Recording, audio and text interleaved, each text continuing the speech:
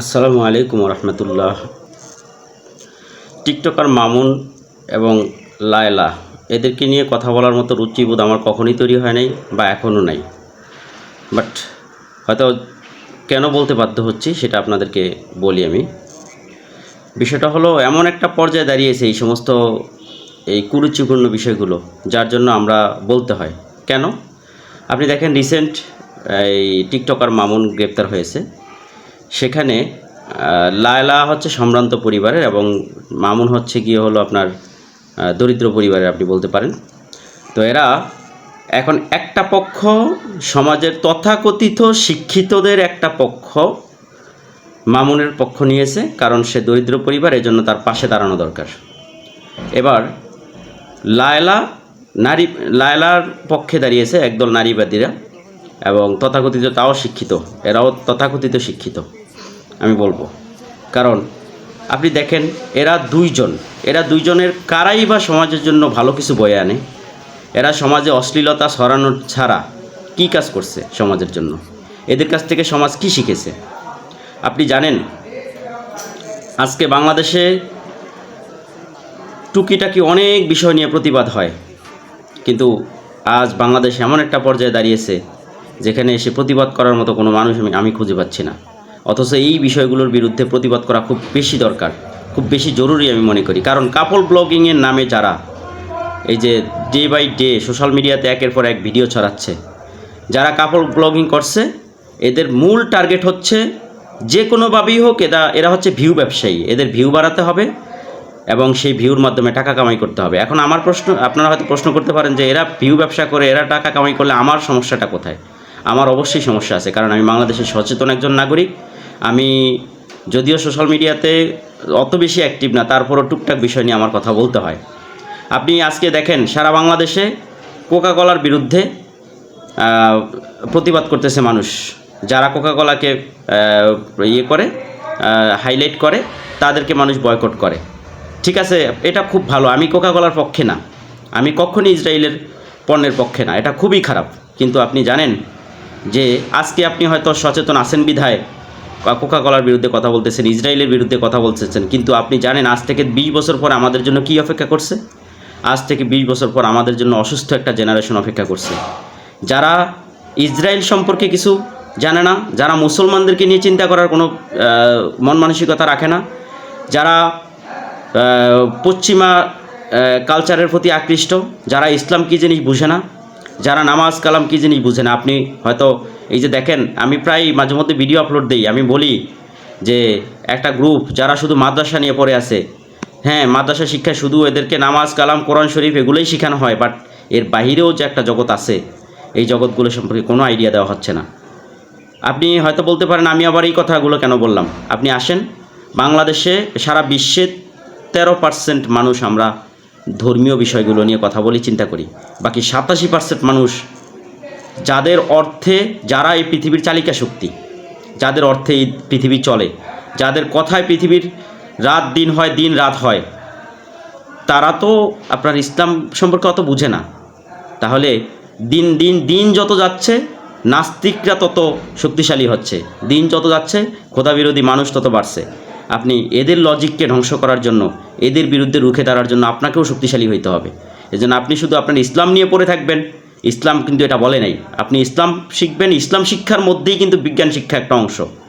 ইসলাম শিক্ষার মধ্যেই ইসলামী সংস্কৃতিকে জাগ্রত করার একটা শিক্ষার অংশ, কিন্তু আপনারা সেটা নিয়ে কোনো কথা বলছেন না। আজকে মসজিদগুলোতে আপনি দেখেন এই যে কোরবানি আসে, আমি এখানে একটু কথা বলি। কোরবানি আসলে বিশাল একটা হিড়িক পড়ে যায়, কে কত লক্ষ টাকা দিয়ে গরু কিনেছিল। আপনি কি বলতে পারবেন যে এদের কারো কোরবানি হয় ইসলামিক রীতিনীতি অনুযায়ী? আমি বলবো যে আমি মুফতি না, তারপরেও আমি বলবো যে এদের কোরবানি হয় না। কেননা যখন কোরবানি শুরু হয়েছিল, যখন কোরবানি প্রথা চালু হয়েছিল, তখন আমরা জানতাম যে, আমি জানি যে আল্লাহ তাআলা একটা নিয়ম ছিল যে যারা গোস্ত কিনবে, মানে কোরবানি দেবে, তারা পশু কিনবে, পশু জবাই করে মাংস নিয়ে পাহাড়ের উপরে রেখে আসবে। আল্লাহ তাআলা যার কোরবানি কবুল করবেন, আকাশ থেকে আগুন এসে তার মাংস পুড়িয়ে দেবে। আর এখনকার কোরবানি, তারপরে আল্লাহ তাআলা পরবর্তীতে যুগের পরিবর্তনে নিয়ম করছেন যে না, গোস্ত আমরা ভক্ষণ করতে পারবো। তো ঠিক আছে, গোস্ত আমরা ভক্ষণ করতে পারবো, বাট সেটার একটা নিয়ম আছে। আপনি কোরবানি দিবেন, আপনার টাকা 100% হালাল হতে হবে। সেই গোস্ত সুষমভাবে বণ্টিত হতে হবে। আপনি সামান্য টাকা ব্যয় করে কোরবানি দেন, বাট সেটা আপনার তাকওয়াটা অন্যরকম হতে হবে। বাট এখনকার সময়ে কোরবানি দিচ্ছে 15 লক্ষ টাকা, 20 লক্ষ টাকা, 30 লক্ষ টাকা দিয়ে যে যারা গরু কোরবানি দিচ্ছে, এদের টাকা কতটুকু হালাল, বা এরা মিডিয়ায় এসে এভাবে প্রচার করছে, এদের টাকা কতটুকু হালাল এটা আল্লাহই ভালো জানে, বা এদের কোরবানি কতটুকু হচ্ছে এটা আল্লাহই ভালো জানে। কিন্তু আসলে ইসলামের এই বিষয়গুলো দেখানোর বিষয় না। কিছু বিষয় আছে যেগুলো অবশ্যই দেখানোর বিষয় না। এখন আমি অন্য প্রসঙ্গে চলে গেছি, একটু কথা বলি আপনাদেরকে। দেখেন, এই যে প্রিন্স মামুন লায়লা, এরপরে ওই যে কি যেন জান্নাত তোহা, এরপরে আরও যেন অনেকগুলো আছে যাদের নাম আমি জানি না। এরা সমাজে কাপল ব্লগিংয়ের নামে এরা ভিউ ব্যবসা ছড়াচ্ছে। যদি ভিউ ব্যবসা দেখা যায়, এরা ভিউ ব্যবসার জন্য এমন কিছু করতে পারে, এরা নিজেদের লিঙ্ক পর্যন্ত সমাজে ছড়িয়ে দিতে পারে। এখন এটার কারণে কি হচ্ছে সমাজে আপনি জানেন? আর এটা সবচেয়ে বেশি আমার কথা বলার কারণ হচ্ছে, এটাকে মিডিয়া এত বেশি হাইলাইট করে, মিডিয়ার পাড়ার মানুষগুলো এটাকে এত বেশি হাইলাইট করে, যার জন্য প্রত্যেকটা সমাজে এখন আমাদের মতো একটা যুবক চিন্তা করে যে কোনোভাবে যদি সুন্দরী একটা মেয়েকে বিয়ে করা যায়, সেই মেয়েকে নিয়ে যদি আমি কাপড় ব্লগিং করি, মাস শেষে আমার 70,000, 80,000, 1 লক্ষ টাকা ইনকাম হবে, ব্যাস সমাজ আমার দিন ভালোভাবে চলে যাবে। এটা এখন একটা ট্রেন্ডিংয়ের পর্যায়ে চলে গেছে, একটা অসুস্থ সমাজ তৈরি হচ্ছে। আর এত বেশি ইউটিউবার বেড়ে গেছে, এত বেশি সাংবাদিক বেড়ে গেছে ঘরে ঘরে, আপনি সমাজ যে কত অধপতনের দিকে চলে যাচ্ছে, আমরা এগুলো নিয়ে কেউ কোনো মাথা ঘামাই না। নেটিজেনরা একটা গ্রুপ আছে যারা আপনার কথা বলে, যারা হচ্ছে ওই যে বিভিন্ন অসঙ্গতি নিয়ে কথা বলে, সমাজের বিভিন্ন অসঙ্গতি নিয়ে কথা বলে, কিন্তু এইটা নিয়ে কথা বলার মতো মানুষ দেখছি না আমরা, এটা নিয়ে প্রতিবাদ করার মতো কোনো মানুষ দেখছি না। আমার আফসোস লাগে যে একটা সময় আমাদের এই সমাজ থেকে আমরা ভালো মানুষগুলো হারিয়ে ফেলছি। আমরা দিন বাই দিন একটা অসুস্থ সমাজ তৈরি হচ্ছে, ডে বাই ডে একটা অসুস্থ সমাজ তৈরি হচ্ছে, ডে বাই ডে ইসলাম থেকে আমরা দূরে সরে যাচ্ছি, ডে বাই ডে আর এই বিষয়গুলো নিয়ে কথা বলার মতো কোনো মানুষ থাকবে না। আসুন আমরা সবাই সচেতন হই।